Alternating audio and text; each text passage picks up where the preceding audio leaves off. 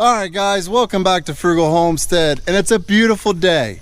Now, I know it's been a long time guys, but it's time for a tiny house update. That's right, we're finally gonna bring one to you after 2 months of waiting.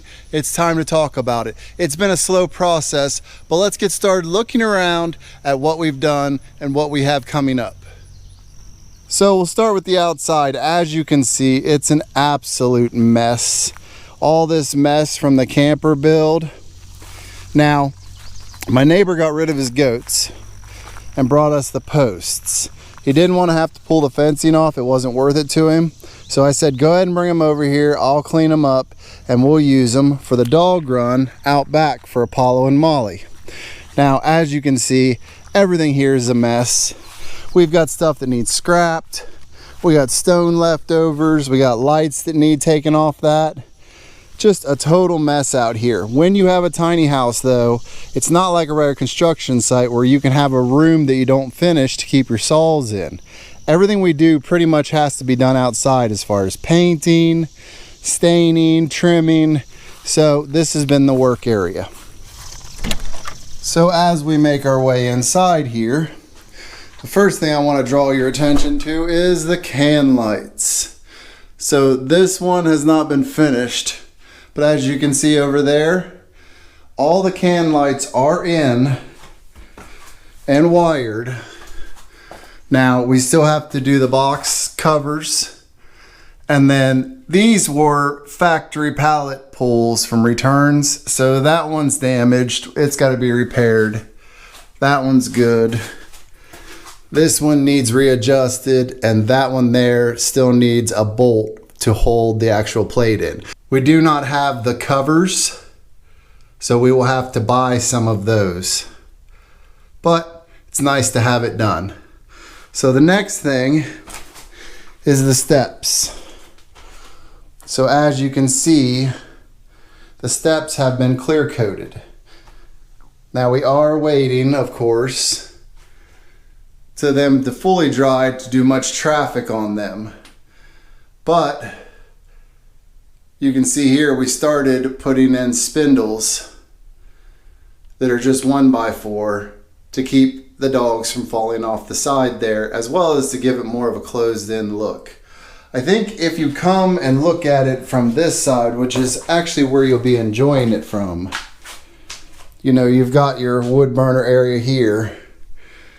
It makes for a pretty nice look and kind of closes it all off. Now I have started putting in the crown trim.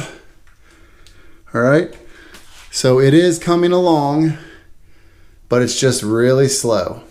So as we go up the steps here, you can see we've been doing all of our trim cutting up here.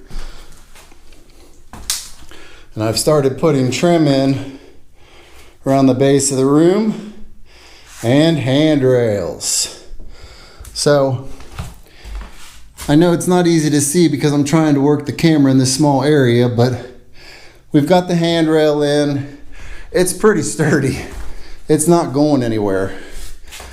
But that's where the bed will be. This is like a closet office area. Now, I do have most of the edging in, the threshold type edging. Now, I am not a flooring guy and I really suck at doing edging, as you can see, the gaps. But that said, it's there, mostly covered by the handrails, so I'm not complaining. And I think it gives it a decent look up here when you look at it. And it's still plenty big enough of a room. Now, well, you see we have some bigger ones here. Those are for the ceiling. So those will go in, and then 2 of them go to the entrance door downstairs to be ripped. Now, we still have windows, edging, all kinds of crown, you know, the conversion here. But we have actually used up all of our trim. So I need to go buy more and clear coat it before I can even put it up. But that's not all. Let's go downstairs in the kitchen and I'll show you what else we've been doing. All right, so as we enter into the kitchen, you can see I've been working on doing some trim. We actually put some plywood on the side of this to make the island. You can see up here I've been working on the crown. And I have clear coated all the cabinets and put a first coat of primer and paint on the walls, on the sides of the cabinets I mean. Now, what we just recently have gotten done is the stone backsplash. Now, this took a lot of work and we still have a lot to do. I'm gonna be honest. We've got to do jam extensions for the plugs before it can be grouted. Obviously, our under cabinet lighting needs to be mounted. That one has already been mounted, and the look, I think, is pretty nice. I think it gives it a good look there. It's going to be a well-lit area back there. Now this is going to be butcher block countertops here and there. So I think it's going to tie everything in with the floor, the wood, everything. Now, as you can see, we started getting this side of the island done. Some more trim. Obviously we need the door to finish this area, but we have done the crown. Now you'll notice that we got naughty trim and colored trim. We're not trying to make this look super nice. We want that rustic look, but not much has really been happening here in the bathroom. You'll see that we got a sink here that we pulled out of the camper. It's very small, and that's an exterior shower kit. So we're considering cleaning those up and using them in this build. Now, we are doing epoxy panel walls, and then we are doing the floor, and it's all going to be made to look like a fake granite. So let me grab this board. So that is kind of the look we're going for. Let me see if I can get it. Maybe this one will look better.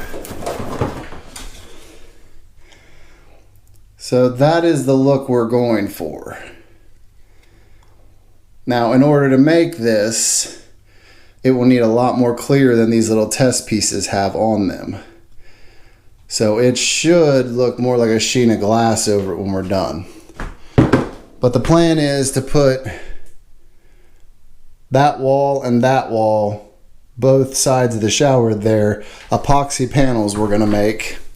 And then the concrete is gonna get a base coat of the Flex Seal Spray White. This is paintable. The stuff you put on with brushes is not. So you start off by shooting this, and then we will shoot the texture, and then we are going to try to seal it with this Gorilla Crystal Clear spray. So this will be our top coat in our shower floor.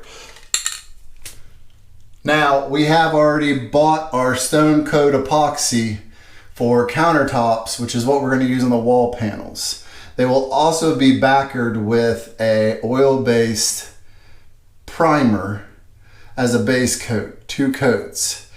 Now, they will not actually touch the ground. They're going to be held up slightly. Now, a lot of people ask us, why aren't you going to do epoxy floors on the concrete then?